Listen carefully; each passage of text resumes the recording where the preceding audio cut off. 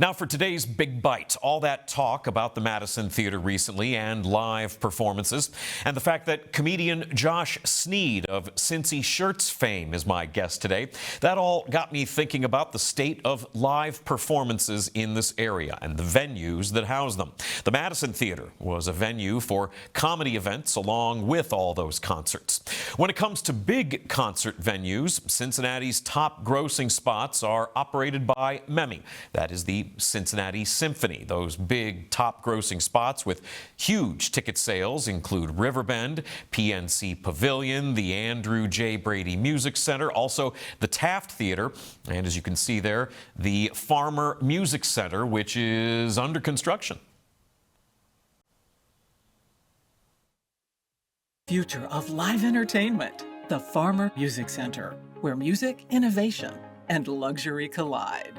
Introducing Cincinnati's brand new state-of-the-art $160 million amphitheater, designed to elevate every concert experience like never before. From the moment you arrive, you'll feel the excitement, a space built for unforgettable nights, where world-class entertainment meets cutting-edge So that's an early look at what the Farmer Music Center is going to look like. A little virtual walkthrough for you there. That is currently under construction on the site of the old Coney Island and Sunlight Pool, a place that I visited once on a day.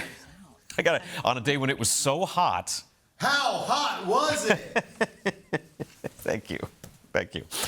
It was so hot, and it was so hot, it was so humid, it was so crowded. You couldn't tell the difference between being in the water at the pool or not. There was this actual haze on everything. And I remember they sold me a cup of Yingling on draft, and the cup was one of those tall plastic cylinders like you're getting a large order of soup from a restaurant. Anyway, we don't know exactly how much Riverbend or any of those MEMI venues gross, but the revenue range is a bit over $60 million. The price tag on that new Farmer Music Center is $160 million, and $60 million of that is coming just from the Farmer Family Foundation. That is the largest philanthropic gift to the arts in recent Cincinnati history. MEMI is still working on raising money to finish off the funding for that venue. The city of Cincinnati looking to kick in about $2 million. And just to be clear, a huge reason why the Cincinnati Symphony is considered to be such a world-class organization is because of the uniqueness of MEMI and the financial symbiotic relationship going on there. MEMI and the Symphony do not own Music Hall, ironically enough. That is the city's property. It's operated by the Cincinnati Arts Association. It also handles the Aronoff. ProPublica listing its most recent annual revenue as over $18 million. Because Music Hall is a historic city-owned building, its revenue comes from a combination of ticket sales, venue rentals, and nonprofit operations. Resident companies like the Symphony and the Pops and the Cincinnati Ballet and the Cincinnati Opera all generate their own respective revenues. Obviously, there is a history of big concerts at Heritage Bank Center, previously known as U.S. Bank Arena. And when it was the Riverfront Coliseum, that's the site of the Who's live performance tragedy in 1979, where 11 people lost their lives in a crowd crush. That tragic event led to the end of festival seating here in the city for decades. There has been lots of talk in recent years about the city building a new arena, but no official progress there. What was the biggest performance that happened at that arena? It happened just before the pandemic.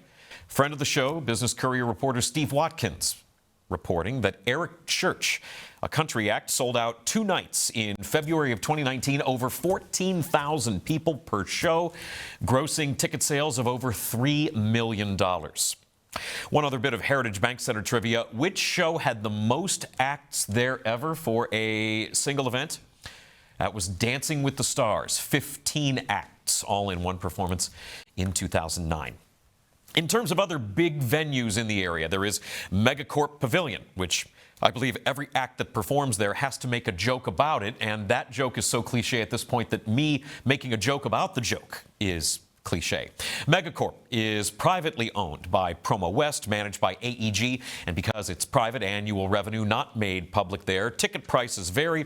We don't know operational expenses, but it does have a nearly 10,000 indoor-outdoor capacity. It hosts over 100 shows and events a year, so if a ticket's running you $50, you can do some of that math.